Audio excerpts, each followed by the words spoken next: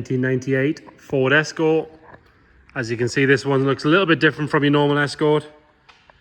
It is a 98 1.8 GTI, which, as you can see, has a full Escort Cosworth replica body kit on it. So that's the whale tail spoiler, the lower large spoiler, front and rear bumpers, side skirts, and obviously the wide arches on the front and rear. It's also got obviously the rally style, the baller style alloy wheels, and all of the Ford Valvoline livery. Start by having a look at the bodywork. If we start on this front driver's wing, obviously it's got that lovely large Escort Cosworth wheel arch, which is, or full front wing in fact, which obviously steps out of the front here. You've got this big box section for the arches, and then you've got the brake ducts or the cooling duct at the back. Lovely condition, nice and tidy. All the bodywork's good on that. They are fiberglass, so there's no sort of rust or anything to worry about on the arches. Like I said, it's on these four baller alloy wheels, which look sort of the sort of replica of the correct rally ones from back in the day. Nice condition, no real curbing on it. Good Falcon tyre on that one on the front. If we look in all these areas, it's been done nicely. There's no sort of stone chips or anything like that. All the body kit's been fitted properly. Coming down this side, and again you've got this massive rear lower side skirt, which again is in good condition. You'd think it would be all marked along here from people getting in and out, but that's all good.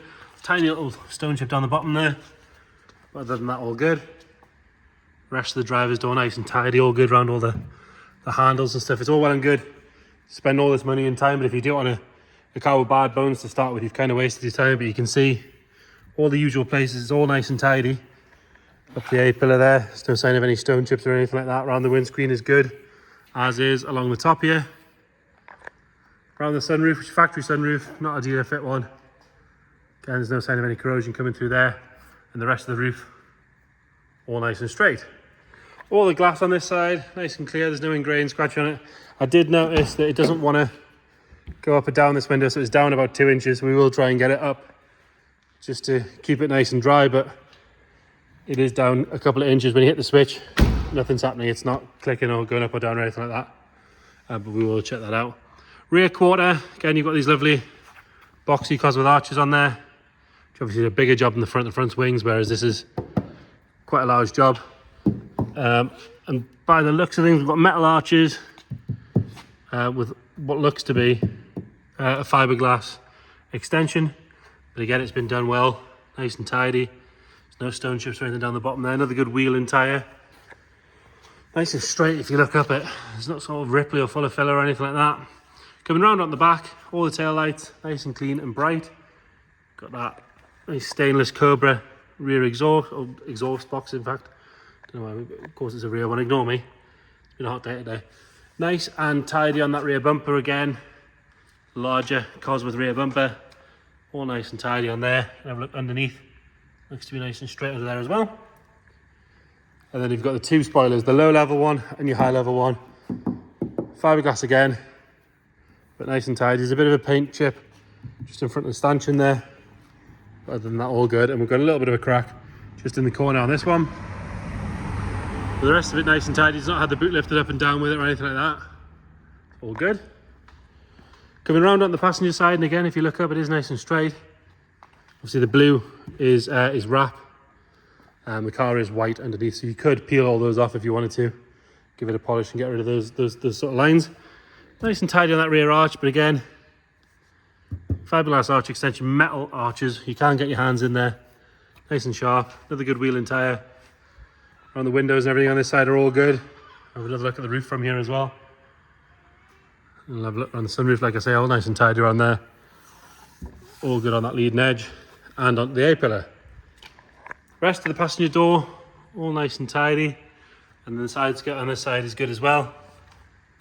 And then you've got that large front wing on the front arch on the wing. Again, plastic, but all nice and tidy around there. And your final good wheel and tyre. Coming around on the front, all your headlights, side lights, indicators, all clear and bright. There's no cracks or any sign of any moisture in those. Got a little paint crack on the bottom of the bumper there. And we've got a few flies on here. Most of these are flies, not stone chips. We cleaned a majority of them off, but there is a few ones sort of still sticking around. They do look like stone chips, but if you rub your finger over them, 99% of them are flies. Round the vents on the bonnet, nice and tidy. We've got a little bit of paint flake on that one there.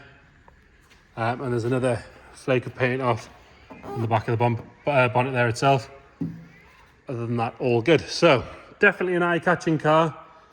A lot cheaper than a real one. Nice and clean on that driver's door card. All the door shuts are good.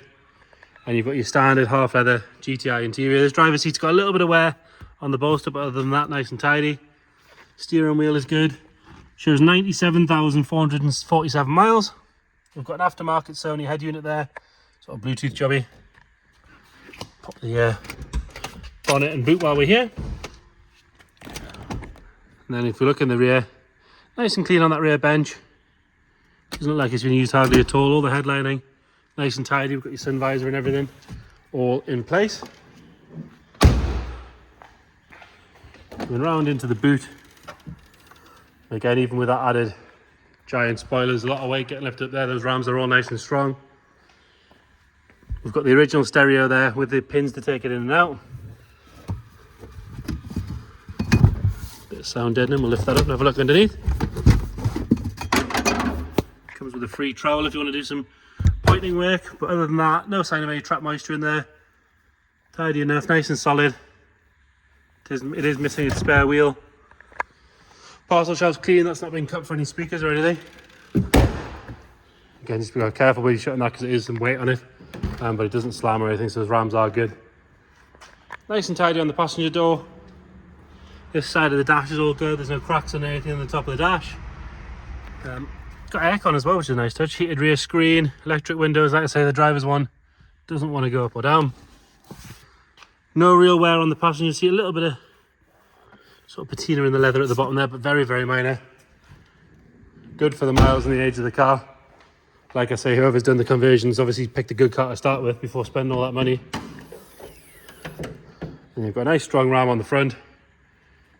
Got a bit of a Ford racing sort of plate on the top there.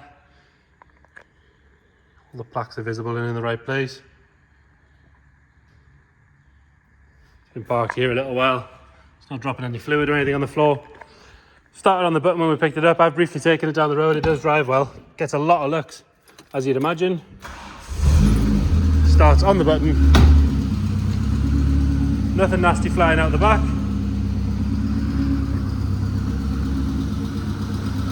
Ticking over nice and happy. So there you have it.